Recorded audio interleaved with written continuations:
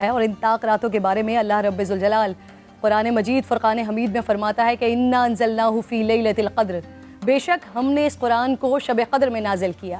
وما ادراک ما لیلۃ القدر، اور آپ کو کیا معلوم کہ شب قدر کیا ہے؟ لیلۃ القدر خیر من الف شہر، شب قدر 1000 مہینوں سے بہتر ہے۔ تنزل الملائکۃ والروح فیہا باذن ربہم من کل امر، فرشتے اور روح اس میں اپنے رب کے اذن سے ہر حکم لے کر اترتے ہیں۔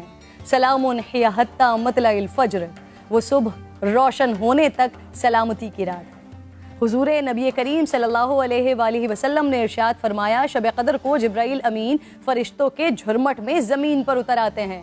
وہ ہر اس شخص کے لیے دعائیں مغفرت کرتے ہیں جو کھڑے بیٹھے کسی بھی حال میں اللہ رب ذوالجلال کو یاد کر رہا ہو۔ ہزاروں مہینوں سے افضل اس رات کے عطا کرنے کے پیچھے بھی ایک راز ہے۔ رسول پاک صلی اللہ علیہ وآلہ وسلم کو سابقہ لوگوں کی عمروں پر آگاہ فرمایا گیا تو آپ نے ان کے مقابلے میں اپنی امت کے لوگوں کی عمر کو کم دیکھتے ہوئے یہ خیال فرمایا کہ میری امت کے لوگ اتنی کم عمر میں سابقہ امتوں کے برابر عمل کیسے کر سکیں گے؟ بس آپ صلی اللہ علیہ وآلہ وسلم کو لیلۃ القدر عطا فرما دی جو 1000 مہینوں سے افضل رات ہے۔ لیکن وہ رات کون سی ہے؟ اس عظیم رات کو کہاں تلاش کیا جائے؟ اس پر رسالت مآب صلی اللہ علیہ وآلہ وسلم نے فرمایا، لیلۃ القدر کو رمضان کے آخری عشرے کی طاق راتوں میں تلاش کرو۔ اس رات کے مخفی رکھنے میں بھی حکمتیں ہیں ناظرین۔ اگر لیلۃ القدر کو مخفی نہ رکھا جاتا تو لوگ بس اسی رات کی عبادت پر اکتفا کر لیتے، اور اگر کسی انسان کی وہ رات عبادت سے رہ جاتی تو شاید اس صدمے کا ازالہ ممکن نہ ہوتا۔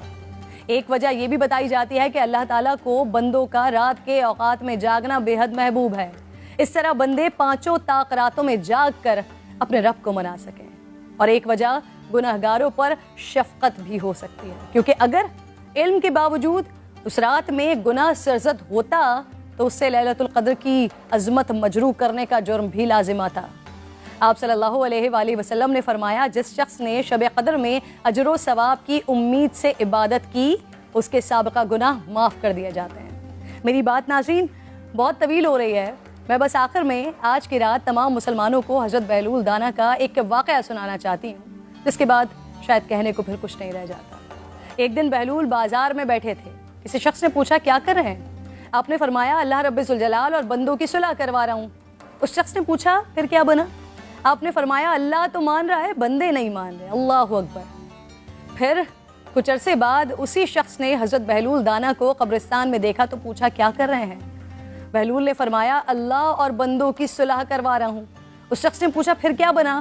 آپ نے فرمایا کہ بندے تو مان رہے ہیں لیکن آج اللہ نہیں مان رہا۔